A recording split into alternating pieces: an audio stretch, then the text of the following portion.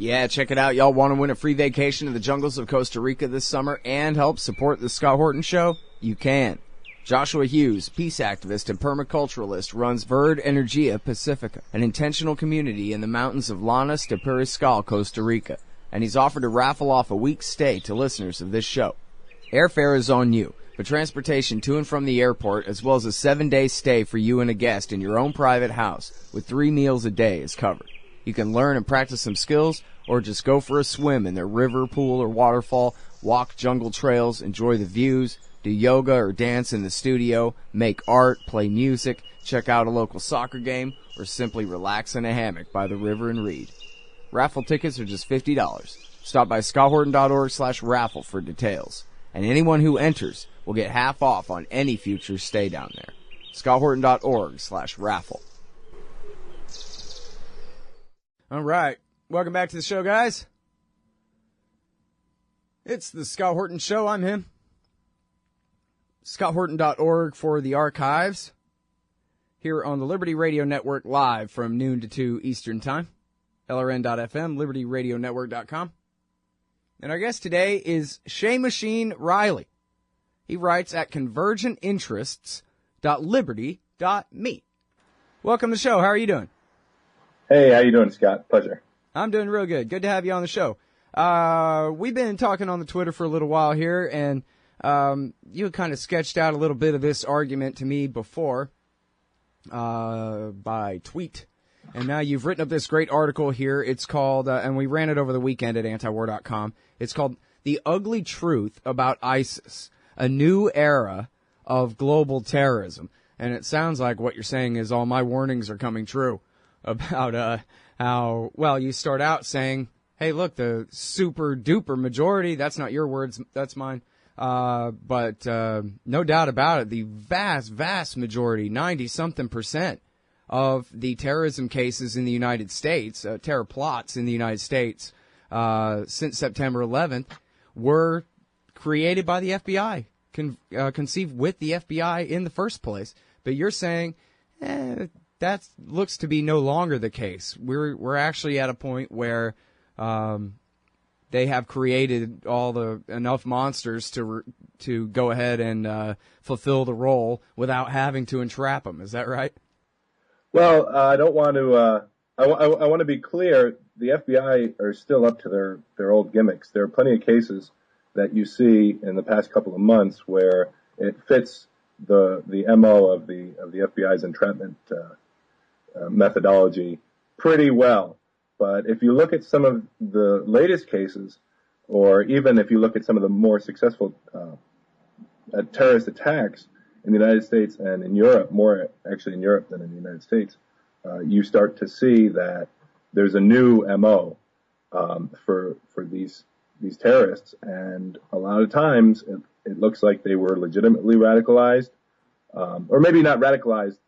Maybe that's not a good word, but they were legitimately influenced and impacted by the ISIS propaganda machine. Mm. And now, so ever since 2011 and the start of America and its allies' support for the Mujahideen war over there, one of the things I've been saying on the show, of course, and my brilliant guests who I plagiarize to, have been saying is, hey, this is gonna blow back. This isn't like the Afghan war, which blew back plenty bad in the 1980s. We're talking thousands of miles west. We're talking, direct access to the Levant, to the Mediterranean Sea, to Europe, or almost just Turkey standing in the way now. And I guess Turkey's got most of the fighters flowing the other direction. But still, we're talking a whole new generation. If Iraq War II wasn't bad enough, another new generation of jihadists raised up by American foreign policy here in the Obama years. And that it's just a matter of time before they start blowing up targets in, obviously, Europe is easier to get to than America, but probably both. And we saw a little more than a year ago, there was the guy that shot up I forget, it was a synagogue and like with an attached Jewish museum in Brussels, something like that. And he was a guy who had been to Syria and then, and fought with ISIS, and apparently the same thing for the Charlie Hebdo attack. Now you're talking about they don't even need that. All they need is Facebook. Well, yeah. And, Scott, you talk about the 1980s and the way that foreign policy kind of blew back up in our face. the difference here is the internet.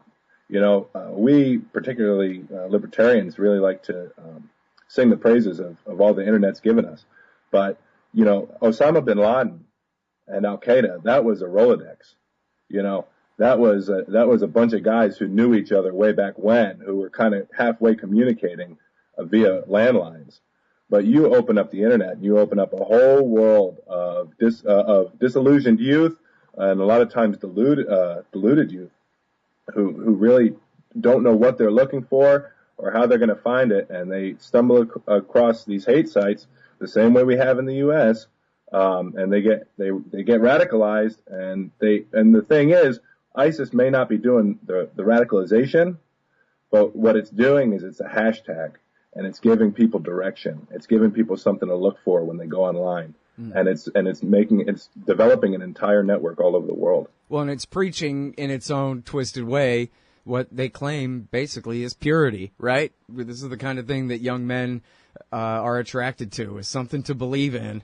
And so, yeah, wow. And then now they don't even have to get a ticket to Turkey, which they don't know how to get to Turkey anyway. They don't know where Turkey is. But they don't need to. And it's just as easy. And I think we've gotten off really lucky as far as having more than a dozen and perhaps even 24. And again, I think this is along the lines you're talking about, not entrapped by the FBI and fooled into doing this, but legitimately recruited. And I'm talking about Somali Americans who have come from Minnesota and have gone to Somalia to fight with al-Shabaab. It doesn't take a genius to figure out that they could stay here and fight for al-Shabaab and, attack the Mall of America or whatever economic target in Minnesota without, all they got to do is buy a rifle and go down the street and hit a soft target. I'm not trying to advise anybody to do that, but I'm just saying this is our government. It's sort of like the Mark Stevens thing, putting the ambassador in the middle of a hornet's nest. Well, here, we brought our hornet's nest here. Right to our own land. And I don't want to say luckily for us because none of it's a good thing, but right now, ISIS recruitment propaganda is definitely more geared towards getting people to come over there, and that's why they have it. That's why they need it, because they want to grow their state, and they want to they want to entice as many young people from all around the world who would be fooled by an ideology like that to support it, but to support it over there where they can go bleed for ISIS. Yeah. I don't see them saying a lot of things like, hey, go out and attack American targets, go out and attack the military or the president. But what you do see, and this is the important point that I tried to stress in my article, is that ISIS is definitely advocating the use of physical violence against non-believers all over the world, and they advocate it specifically in France and in Britain and in the U.S. and they advocate it as a form of retaliation. Now, the point that I tried to make in my article is that one of the other unintended consequences of the war on terror is it's completely marginalized the Muslim population in the United States. I mean, everybody knows, as a white man, when I walk into a convenience store and I see someone who looks like he's from Middle Eastern descent standing behind the counter, it's just a product of the times that I have to, kind of take a breath and, try and rationalize my way out of the situation, out of the feeling that I get, that, he's going to try and attack me. And I'm not saying that everyone is like that, but what I am saying is that the vast majority of Americans see Muslims in that light. And that's because George Bush got in front of the American people and he said the reason that they attacked us is because they're Muslims. Right, yeah, because their Muslim religion makes them hate things that are innocent and good and true and free. So, boy, we better take it to them then, because what are we going to do? Give up virtue? Right, and so what you have is a bunch of, red-blooded Americans going out there and with different forms of hate crimes. One thing that's really interesting, I didn't bring it up in the article, but if you look at the hate crimes that are the Muslim population endures on a year-to-year basis, vastly outnumbers the amount of hate crimes that any other ethnic group in the country endures in terms of proportion to the size of their population. Right. And I listed a few examples in the article, but when you have a situation where Muslim Americans don't feel welcome here, they don't feel at home here, and then their kids are growing up in these schools and they're being made fun of and all this. And I mean, what do you expect them to do? We need to stop. We need to stop this, and we need to get some sanity back into the country. All right, now, so there's a lot to follow up on here. We're about to have to take this break. First of all, I think I kind of fell down on the job of making you prove this, very extreme assertion of yours that there are any plots at all that aren't FBI jobs. That sounds crazy. So I'll have you give us some examples when we get back, and then we'll talk. Lots of follow-ups coming up. It's Seamusin Reilly. Check out his blog, convergentinterests.liberty.me, for the new era of global terrorism. Back after this. Hey, you own a business? Maybe we should consider advertising on the show. See if we can make a little bit of money. My email address is scott@scotthorton.org. All right, you guys, welcome back. I'm Scott Horton. It's my show, Scott Horton Show.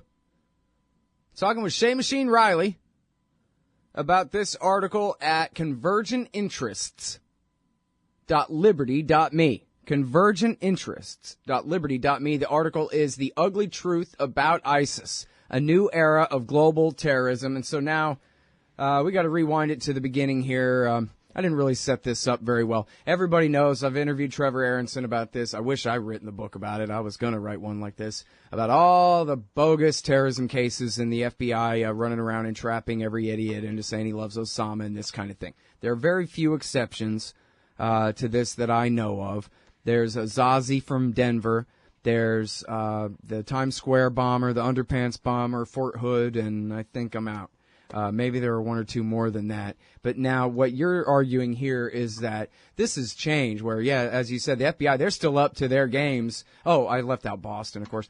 They're still up to their games in trapping idiots and all of that. But now they don't necessarily need to, because we have recent examples here of people just going ahead and going along with their recruiters on Facebook and Twitter and this kind of thing. Can you give us some examples to illustrate what you're talking about there? Well, sure, Scott. I want to start with what got me interested in the whole topic of discussion, which is a Charlie Hebdo attack, or not the Charlie Hebdo, the Texas, Garland, Texas attacks? Yeah, where, Pamela Geller. Yeah, a few days after those attacks happened, Mitch Prothero over at McClatchy News wrote an article where he cited J.M. Berger, talking about how this is going to be the end of the world and all the lone wolves are going to come out of the woodwork and start killing everybody. And I immediately responded the way that anyone who's been paying attention to this would be likely to respond. I said, this is crazy. I don't know why this is even headline news. The kid was a loon. He wasn't ISIS. ISIS didn't plot this or anything like that. And I got into a big Twitter argument with Mitch Prothero about it. You can go look at the argument. Just Google Seamusin and Berger's a hack, and it'll come right up there. But so I started paying attention to what was going on. The first thing I did was I went to see what the tweets from the ISIS sympathizers in Texas really said, and they're pretty explicit. It makes a lot of sense that they were maybe not potentially motivated by ISIS, but certainly connected to them in a way where they were declaring themselves to, whatever it is that ISIS stands for in the virtual world, openly before they committed the attack. And then I started looking at all these terrorist attacks that keep on coming up. And I think the main difference between the attacks that are just obviously bogus and the ones that you got to take a harder look at are what it is that the FBI is accusing these guys of doing. And the attacks, most recently the ones in New York, not the attacks, the cases of terrorist sympathy. Most recently the one in New York, and a few months earlier the one in Florida. The difference is they're going there. They're plotting to go there. They're plotting to join ISIS. And that's a marked difference from the type of story that we get from the FBI cases where they say, yeah, they're planning on chopping off a bunch of heads and they're doing it for ISIS. That doesn't make any sense. But when you hear that these guys wanted to go to Syria, and you connect the fact that the people who committed the attack in Garland, the people in Ottawa, the guy in Ottawa who shot the State House there, they were all trying to go overseas. They wanted to join the fight. Now, the one in New York, the most recent one, the guy who was just arrested a couple of weeks ago, Allah Sadeh, the FBI was tipped off on this guy by his roommate. And it seems as though, based on the way that the evidence is coming out, that he was already online connected to, in this particular case, he was connected to some jihadi website where they were talking about, his sympathy for ISIS, posting comments on YouTube under ISIS videos, proclaiming them, God's soldiers and things of that nature. Which, by the way, these guys want to go over there to Syria to be used up as suicide bombers by the Chechens or whatever. Go right ahead. I think it's crazy to try to stop them. They ought to be put on the first plane over there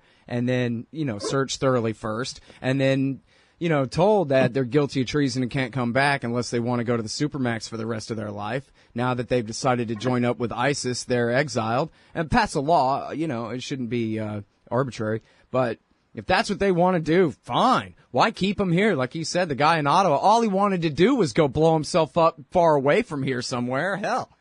Right, yeah. I mean, not that I want to see, Iraqi Shia suicide bombed, but hell, better than in my neighborhood. Well, and that's the thing, right? So this guy, Allah Sadat, he had taken someone to the airport a few weeks before they got him. And I think they got him and his friend Samuel Topaz en route to get their tickets. You know what, though? One of these guys a couple of years ago was prosecuted for trying to go and join up with, I don't know if it was al-Nusra or if it was already ISIS by then, but his defense was, and his father said, it was the CIA that recruited him, or at least he believed that it was the CIA that recruited him to go to fight against Assad. And so what do you mean he's in trouble? Yeah, I'm very interested to see the details of those cases. It's an interesting idea that maybe we've come so far that we're going to start pretending that we're the feds just so that we can entrap people into doing the wrong thing. It's pretty absurd. I don't think that we're there yet. I don't think that it's not necessarily coming. Yeah. But all right, now, I'm sorry. Go ahead. Well, and then the other group, the guys in Florida that I mentioned earlier from a couple months ago. These guys are all from the steppes. They're all from the Caucasus. They all came here legally. One of them ended up overstaying his visa. But again, the FBI was tipped off by these guys from their activity on noted, in this case, an Uzbek website that was sympathizing ISIS. And their entire operation was set up after the fact. And another thing that you see with these cases is the ones that are legit are really open about what they're doing. I want to kill Obama, and I want to go overseas, and I want to do all this. We plotted it. I was going to go to Syria to fight in the jihad. They're saying it. They're open about it. They're clear, and it makes a lot of sense if you kind of consider how far we've come, particularly with the way that social media works and the way that we've already seen it. Look at ISIS in Syria and in Iraq.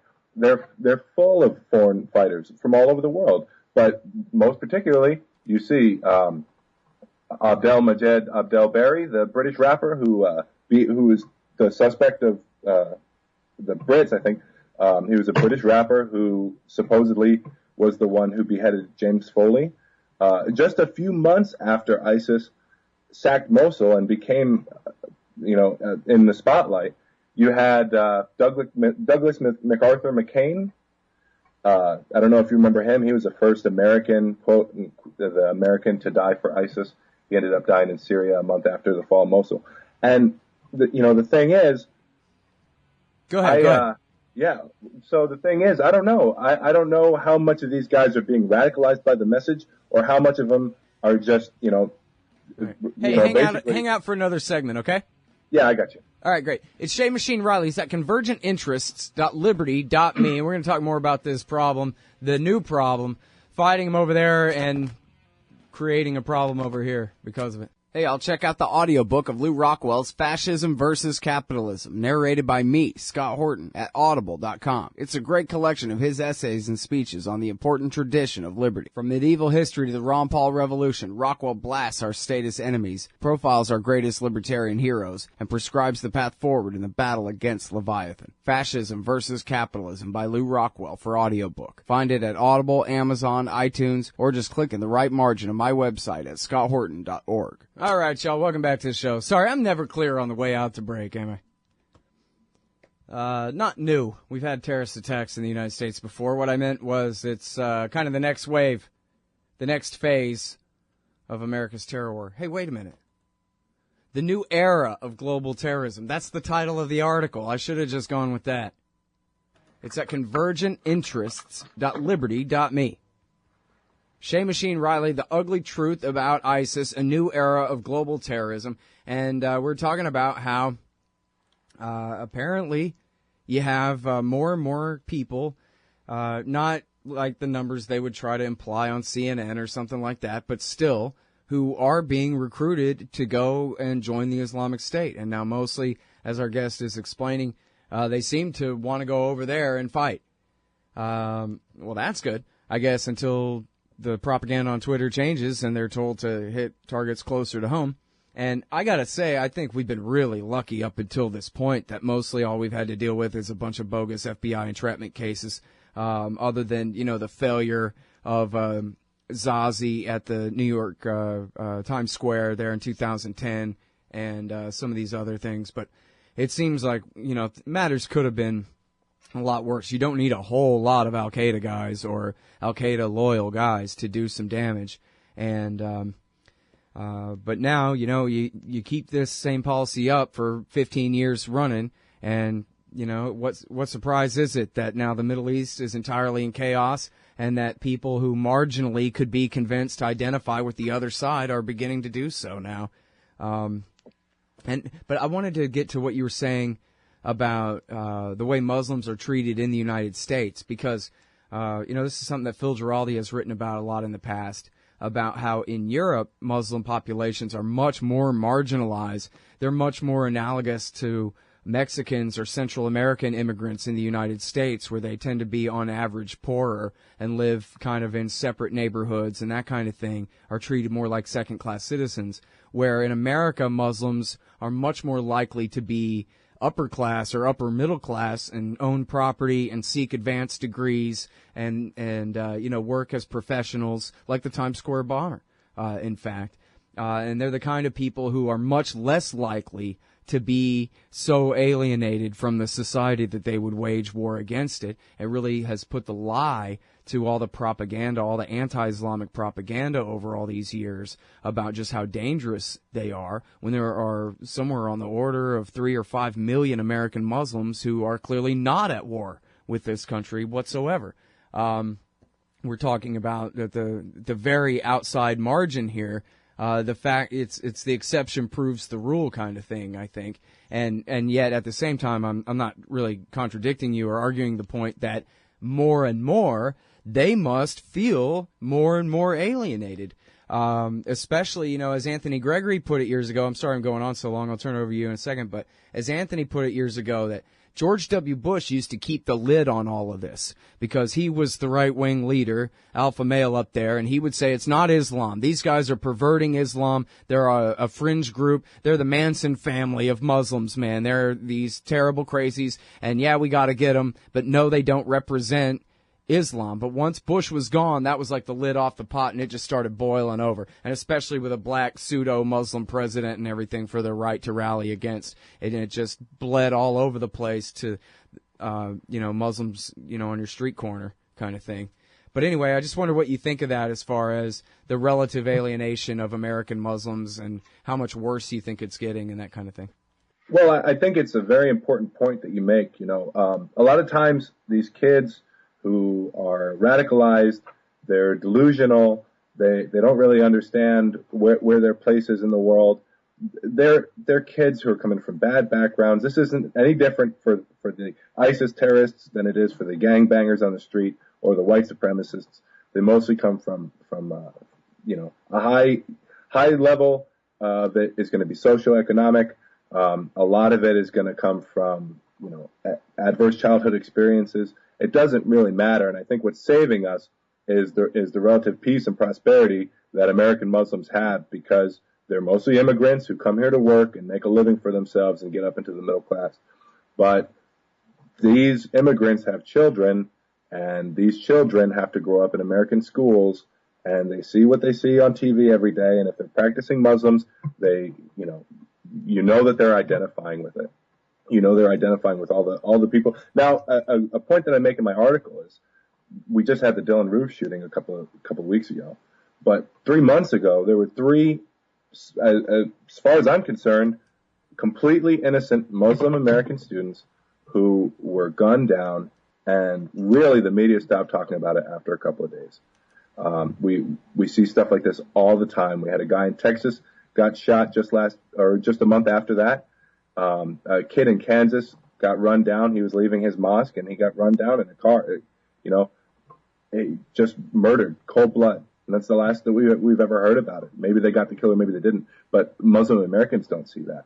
There isn't the same type of outrage for Muslim Americans that we see, in terms of the Dylan Roof shooting.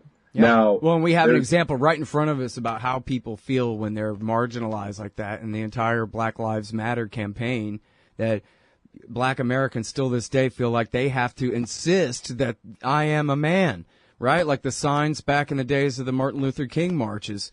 And so that, that's the same kind of thing, right? Where, people, they don't even, right now that's the big news story. But most of the time, just another black guy shot by the cops doesn't even make the local news, Right.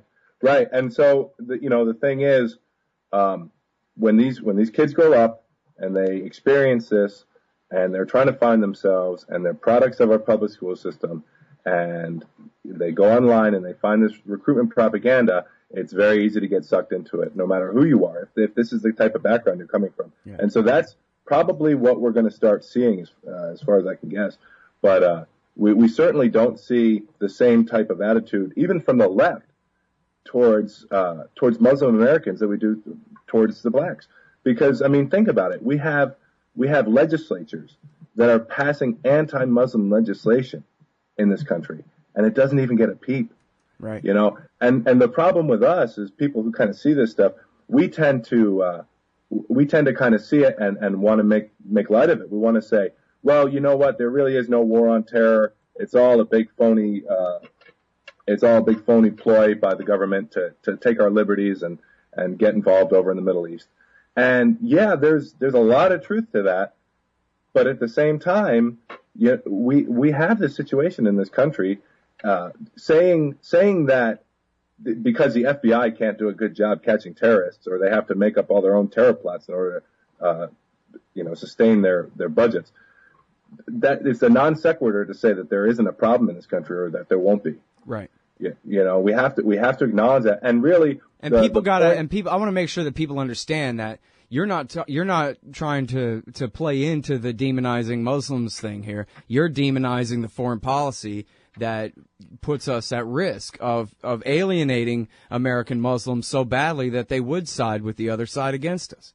That's exactly right. And the arbitrariness of the way that we made ISIS an enemy is probably the most poignant discussion.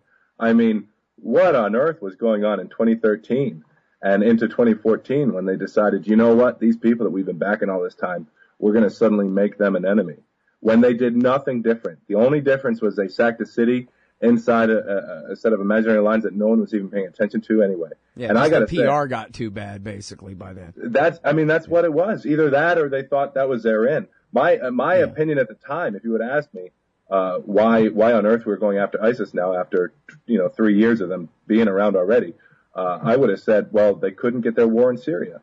They couldn't get their war in Syria, and they want it back in the Middle East, and that's the way they're going to do it. That was my assessment at the time. Yeah. Well, it's not. I don't know. It's not like they've really changed their policy since then. It's just kind of in status quo mode, I think. Back real quick, though, to the motive of American, whether they're entrapped by the FBI or whether they're these self-recruited types that you're talking about. It's always about American foreign policy. It's never a matter of, a measure of their devotion to the religion. So, but that's, of course, who you can expect the government to target will be people who are the most religious rather than the people who are most upset. And then even then, there's no necessary correlation whatsoever between those who are very upset about American foreign policy and violence either. But to just pick on, well, who spends more of their day thinking about the Muslim religion or whatever, that those are the ones, the most devout are the ones who are the most suspicious. I mean, that is just a general warrant for outright oppression of people on a completely arbitrary basis. That's, back where we started. That's the lie that's what this is about. When all of this started because of George H.W. Bush and Bill Clinton's foreign policy in the first place. That's it right there. And that's the key, is that when the 9/11 attacks happened, we blamed it on Muslims, and then we immediately followed up with punishing all Muslims across the world with our raising of Iraq, the occupation of Iraq and Afghanistan, all of the drone strikes all over the world. And if you're a Muslim American and you see this, first they blame all Muslims. Then, you come out and you say, no, this isn't right, this isn't true. But then you see the entire Muslim population all over the world being punished for the behavior of, certain jihadi groups. Well, how could you not identify with that? Is the way I'm seeing it. Now, I don't know. I'm not susceptible to any of this because I don't identify. But I can imagine that watching, Muslims across the Muslim world being droned to death, and being bombed all over the world to just say, they're attacking the terrorists, or they just don't know, or those are a different kind of Muslim. I can't see that that's the way it is. Well, and then the question is, if somebody does another Boston type attack or worse, then what gets the blame? Obama's inattention and lack of a vigorous enough foreign policy over there, or the fact that he's continued what Bush started this whole time? And that's where, the entire argument in America basically comes down to Rand Paul versus Lindsey Graham. I mean, there's no one else on a level high enough to wage the argument and win it, and I guess he won't. So, well, that's the problem, because he's not saying the truth. The truth is our foreign policy creates this. And he said it a couple of times, but it's got to be clear. Our foreign policy creates this mess. It creates the way forward for groups like ISIS to be recruiting Muslim populations all over the world. These kids are disenchanted with the West already just by virtue of them being kids. And then they see what's going on in the Middle East, and they see it as a symbol, and now all of a sudden they want to get on planes and fly over there. And what really gets me is that that's a problem for us when we have the foreign policy that we do, where we're talking about, the foreign affairs article that you keep bringing up, embracing Al Qaeda. Right. How on earth can we even say with a straight face that we're indicting people on terrorist charges because they're going over to support? Yeah, like I was saying, that one kid, he said, but it was the CIA that sent me, and as far as we know, that's legit, right? I mean, it could be, right? That's the worst you could say about that is, hey, that could be true. Maybe we don't know for a fact that it is, but why not? Well, I mean, it perfectly fits within their agenda, It makes more sense on the face of it than anything else. I mean, you hear that and you're like, oh, well, that makes... Yeah. Oh, no wonder he was dumb enough. They must have used the MK Ultra voodoo on him. No, I'm just kidding. Hey, we got to go, man. Thanks very much for your time. Appreciate it. Yeah. All right, so that is Seamusin Reilly. He's writing at convergentinterests.liberty.me. We'll be right back. Hey, y'all, Scott Horton here for WallStreetWindow.com. Mike Swanson knows his stuff. He made a killing running his own hedge fund and always gets out of the stock market before the government-generated bubbles pop, which is, by the way, what he's doing right now, selling all his stocks and betting on gold and commodities. Sign up at WallStreetWindow.com and get real-time updates from Mike on all his market moves. It's hard to know how to protect your savings and earn a good return in an economy like this. Mike Swanson can help. Follow along on paper and see for yourself. WallStreetWindow.com. Hey, Al Scott Horton here for The Future of Freedom, the monthly journal of the Future Freedom Foundation at fff.org/subscribe. Since 1989, FFF has been pushing an uncompromising moral and economic case for peace, individual liberty, and free markets. Sign up now for The Future Freedom, featuring founder and president Jacob Hornberger, as well as Sheldon Richmond, James Bovard, Anthony Gregory, Wendy McElroy, and many more. It's just $25 a year for the print edition, $15 per year to read it online. That's fff.org/subscribe. And tell them Scott sent you. Hey, Al Scott Horton here to tell you about this great new book by Michael Swanson, The War State. In The War State, Swanson examines how Presidents Truman, Eisenhower, and Kennedy both expanded and fought to limit the rise of the new national security state after World War II. If this nation is ever to live up to its creed of liberty and prosperity for everyone, we are going to have to abolish the empire. Know your enemy. Get The War State by Michael Swanson. It's available at your local bookstore or at Amazon.com in Kindle or in paperback. Just click the book in the right margin at scotthorton.org or thewarstate.com.